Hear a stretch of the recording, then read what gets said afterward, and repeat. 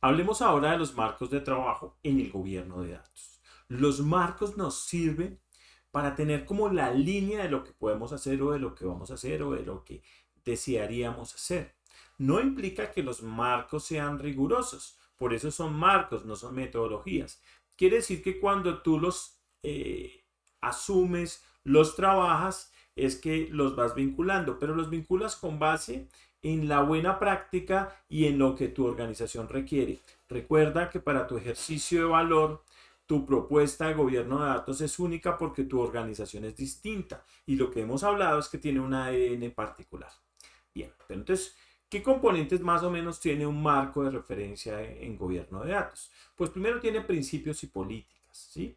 En donde hay como una base teórica en donde se definen unos principios que van a ser rectores, es decir, todas las áreas o todos los procesos pues deben de seguirlos para que aporten valor a la organización.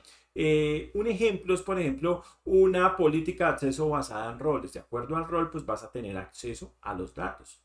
Esto se usa, por ejemplo, o lo pudieses usar para datos que pueden ser sensibles o datos privados. Y entonces tienes un mayor control. Entonces estableces un principio o una política y ese es un ente rector en todo el ejercicio de gobierno de datos en la organización. Quiere decir que lo tienes que llevar a la cultura. Recuerda que este es el factor clave que debes reforzar. Bien. Otro aspecto clave del marco en referencia son los roles y las responsabilidades. Entonces, tú puedes conseguir líderes de datos, científicos de datos, analistas, pero en el rol de gobierno de datos, pues hay unas capacidades que hay que tener y hay unas condiciones técnicas. Por ejemplo, puedo tener los data owners. Esos son los dueños de los datos que definen los requisitos y aplican cambios. Esas son las tareas de un data owner. Entonces, un personaje es un participante, es un actor que va a permitir definir los requisitos y la aprobación de posibles cambios a los datos. Tengo otro que es el Data Steward, que es muy conocido y se menciona mucho cuando hablamos de gobierno de datos. El Data Steward es responsable de la calidad y de la usabilidad de los datos, de que los datos se usen, de que sean de alguna forma partícipes del negocio y del ejercicio de valor. Y hay otro que puedes encontrar que es el Data Governance Council, que es un órgano estratégico que prioriza las iniciativas y resuelve los conflictos.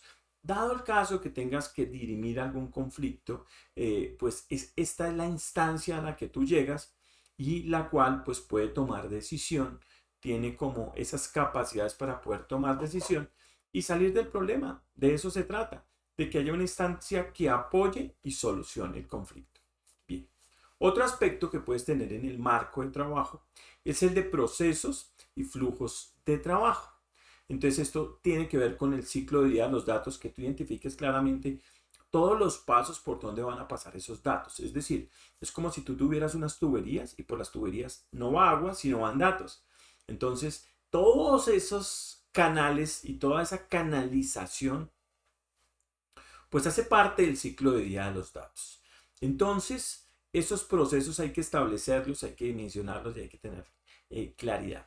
Hay un proceso que muchas veces lo metemos como un procedimiento en las áreas de TI, que es la gestión de calidad.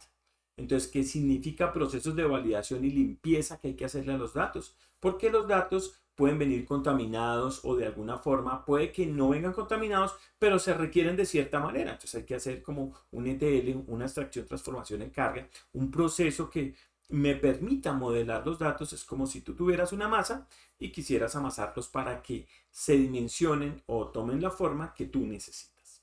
De eso se trata. Y hay una gestión de los metadatos, donde hay una documentación del linaje, dónde están, de dónde vienen, cómo son, etcétera. Definiciones y en el contexto empresarial lo que ello significa. Entonces, mira qué interesante. Por otro lado, tienes unas herramientas de tecnología, hay plataformas, hay aplicaciones, hay herramientas y esas nos sirven, por ejemplo, para establecer los catálogos de datos, ¿sí? Que son plataformas que puedo, por ejemplo, usar para catalogar y descubrir los datos. Tengo herramientas de linaje que me apoyan en el mapeo del flujo de los datos entre distintos sistemas. Y hay soluciones de calidad que puedo comprar para automatizar reglas de validación y que los datos pues automáticamente como que vayan teniendo la consistencia que yo requiero para mi ejercicio de valor con los datos o de toma de decisiones. Bien, y por último tengo métricas de gobernanza y continuidad. Entonces esto tiene que ver con cómo voy a medir que ese gobierno de datos puede ser eficiente, es efectivo, pues establezco unos KPIs, ¿cierto? Y ahí mido la calidad, la opción de las políticas, el tiempo de resolución de incidentes y puedo hacer auditorías al proceso. Y entonces yo puedo establecer ejercicios de mejora continua a los datos, de manera que los datos vayan a hacer ese ejercicio de valor que tú requieres. Hay muchos o varios marcos de trabajo. El marco de trabajo se puede adaptar a tu organización. Son buenas prácticas, pero no necesariamente tienes que seguir todo lo que dicen estos marcos de trabajo, porque en algunos casos no tienen las capacidades ni los recursos o pueden ser muy desgastantes para ciertas organizaciones. Por eso es conveniente siempre asesorarte de un experto que te diga, ven, podemos hacer esto, podemos hacer esto, podemos hacer esto, y que se tomen las respectivas decisiones siempre en el entendido de que los datos generen valor y oportunidades para tu negocio.